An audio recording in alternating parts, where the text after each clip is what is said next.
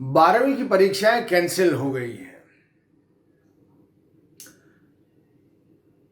कमाल का हिसाब किताब है अपना।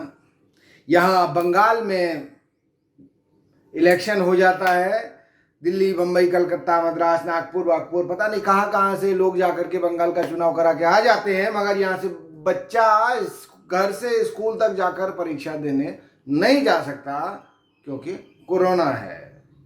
कोरोना हर चीज पर भारी है, एक चीज को छोड़ के। वो कौन सी चीज है? उत्तर प्रदेश में पंचायत का चुनाव हो गया।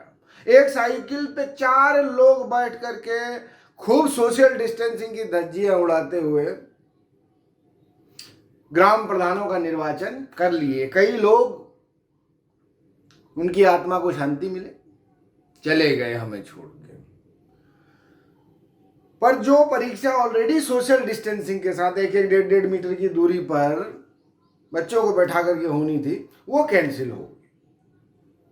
अब देखिए कौन महत्वपूर्ण है हमारे यहाँ और फिर क्या रिजल्ट आएगा।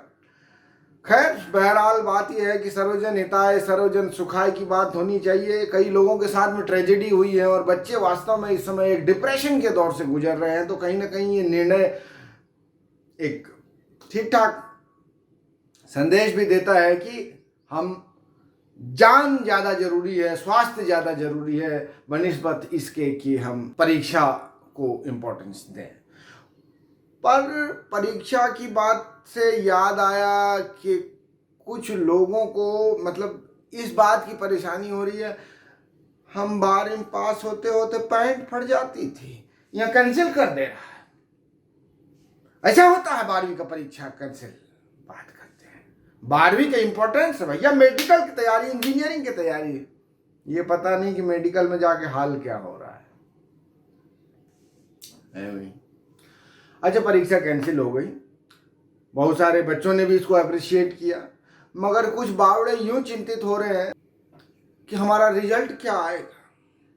मतलब श्री कृष्ण गीता में कह गए कि कर्मण्येवाधिकारस्ते मा फले सुखदाचना, और यहां गुरु कर्मण्येवा ना करस्ते फल से चिंता करस्ते करस्ते, यानी कि परीक्षा दिए नहीं और रिजल्ट की पूरी चिंता हो रही।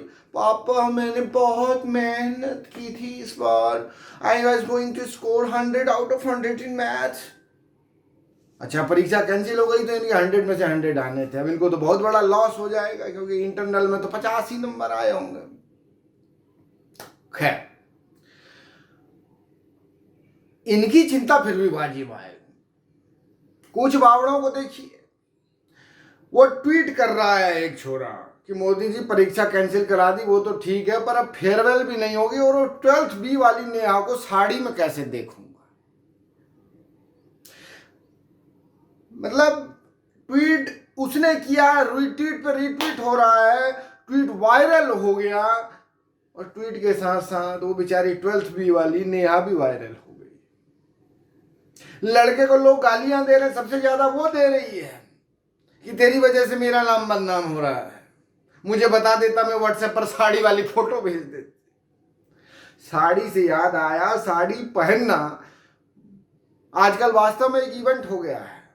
अगर आपको साड़ी में किसी को देखना है तो या तो कहीं शादी में जाना पड़ेगा या बारात में जाना पड़ेगा, उसमें भी कोई गारंटी नहीं है।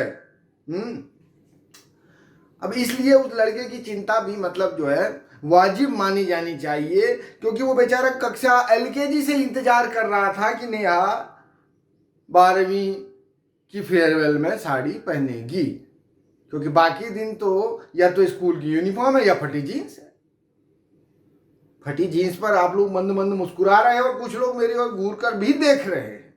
फटी जीन्स के बारे में आप लोगों ने कई बयान आजकल सुने होंगे, मगर फटी जीन्स को लेकर के सबसे क्रूर बयान दिया बाबा ने। बाबा का कहना था कि ये जीन्स जो है ना शरीर पर ऐसे चिपक जाती है, ऐसे चिपक जाती है कि इससे स्किन सड़ जाती है, इससे फंगल इन्फेक्शन हो जाता है और पता नहीं क्या क्या हो जाता है। मगर हाल ही में पता चला कि सियासत और तिजारत इंसान से कुछ भी करा सकती है। बाबा ने जीन्स की कंपनी लॉन्च कर दी और बाबा ने बताया कि अब उनकी सिली हुई ही नहीं बल्कि फटी जीन्स भी आप लोग पहन पाएंगे।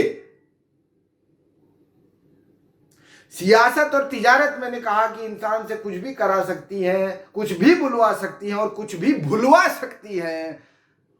एक इटली से आई, कभी जीन्स नहीं पहन पाई, हमेशा साड़ी ही पहनती रही और एक स्वदेशी का गुणगान करता रहा और जीन्स की कंपनी लॉन्च कर दिया।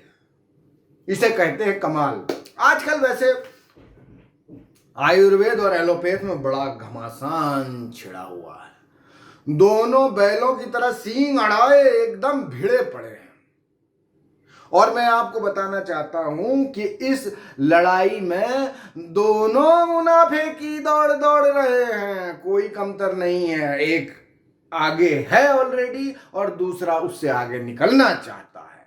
मगर हमें आपको संतुलन बनाना है, इन दोनों बैलों के सिर में जुआ रखना है और उसके बीच में हल लगा करके तब इनको चला के जिंदगी की जो खेती है उसे करना है, स्वास्थ्य की जो खेती है उसे करना है। हल चलाना अगर आपने देखा हो तो आप मेरी बात समझ गए होंगे, अगर नहीं देखा है तो बेटा पिताजी से पूछ लेना। इन दोनों बैलों को जब आप हल पर चलाएंगे तब आप जिंदगी लाइफ स्टाइल में आप आयुर्वेद को अपनाएंगे और जब इमरजेंसी होगी तो उसमें एलोपैथ की ओर जाएंगे। आशा है आप खुश होंगे, खुशहाल होंगे। मैं भी बिल्कुल ठीक हूँ। वजन थोड़ा कम है। वजन को छिपाने के लिए मैंने दाढ़ी बढ़ा ली है, क्योंकि दाढ़ी एक ऐसी चीज है कई अवगुणों को छिपा लेती है। बहुत तेज हो रहा है।